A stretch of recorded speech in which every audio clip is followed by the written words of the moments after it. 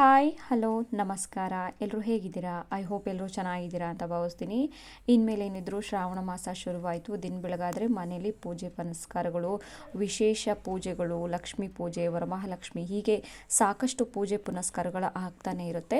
So ದೇವರ ಪೂಜೆ ಅಂದರೆ ನೈವೇದ್ಯಕ್ಕೆ ಏನಾದರೂ ಇರಲೇಬೇಕಲ್ವಾ? ಸೊ ಅದಕ್ಕೋಸ್ಕರ ನಾನು ಸಿಂಪಲ್ಲಾಗಿ ಒಂದು ಫಟಾಫಟ ಮಾಡೋ ರೀತಿಯಾಗಿ ಒಂದು ಅವಲಕ್ಕಿ ಪ್ರಸಾದನ ಯಾವ ರೀತಿಯಾಗಿ ಮಾಡೋದು ಅಂತ ನಾನು ನಿಮಗೆ ತೋರಿಸ್ಕೊಡ್ತೀನಿ. ಮೊದಲೇದಾಗಿಲ್ಲಿ ನಾನು ಬೆಲ್ಲದ ನೀರನ್ನು ತೊಗೊಂಡಿದ್ದೀನಿ.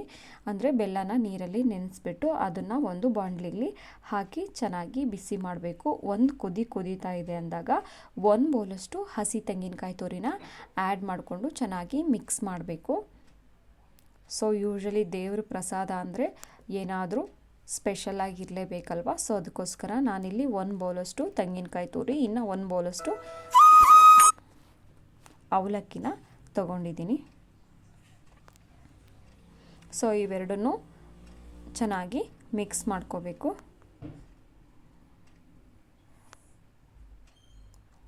ಬೆಲ್ಲದ ನೀರಲ್ಲಿ ಕಾಯಿ ಹಾಲು ಜೊತೆಗೆ ಅವಲಕ್ಕಿ ಚೆನ್ನಾಗಿ ಮಿಕ್ಸ್ ಆಗಬೇಕು. ಆಗ ಮಾತ್ರ ಅದು ಒಂದು ಒಳ್ಳೆ ಟೇಸ್ಟ್ ಸಿಗುತ್ತೆ. ಯೂಶ್ವಲಿ ಪ್ರಸಾದ ಅಂತ ಮನೇಲಿ ಮಾಡ್ತಾಯಿದ್ದೀವಿ ಅಂದಾಗ ಅದ್ರ ಗಮನೇ ಬೇರೆ. ಸೊ ನಾನಿಲ್ಲಿ ಸ್ವಲ್ಪ ಯಾಲಕ್ಕಿ ಪುಡಿನೂ ಸಹ ಆ್ಯಡ್ ಮಾಡ್ತಾಯಿದ್ದೀನಿ. ಜೊತೆಗೆ ನಾನು ತುಪ್ಪದಲ್ಲಿ ಹುರಿದಿರುವಂತಹ ಗೋಡಂಬಿ ಮತ್ತು ದ್ರಾಕ್ಷಿನ ಆ್ಯಡ್ ಮಾಡಿ ಚೆನ್ನಾಗಿ ಮಿಕ್ಸ್ ಮಾಡಬೇಕು.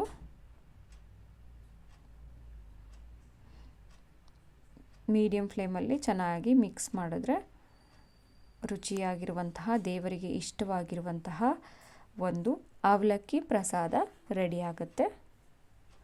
ಸೊ ನೋಡಿದ್ರಲ್ಲ, ತುಂಬ ಸಿಂಪಲ್ಲಾಗಿ ದೇವರ ನೈವೇದ್ಯಕ್ಕೆ ಶ್ರಾವಣ ಮಾಸದಲ್ಲಿ ಅತಿ ಹೆಚ್ಚಾಗಿ ಪೂಜೆ ಪುನಸ್ಕಾರಗಳು, ಲಕ್ಷ್ಮೀ ಪೂಜೆ, ಜೊತೆಗೆ ವರಮಹಾಲಕ್ಷ್ಮಿ ಇರ್ಬೋದು, ಮಂಗಳಗೌರಿ ಪೂಜೆ, ಹೀಗೆ ಸಾಕಷ್ಟು ಪೂಜೆ ಪುನಸ್ಕಾರಗಳು ಬಂದೇ ಬರ್ತವೆ.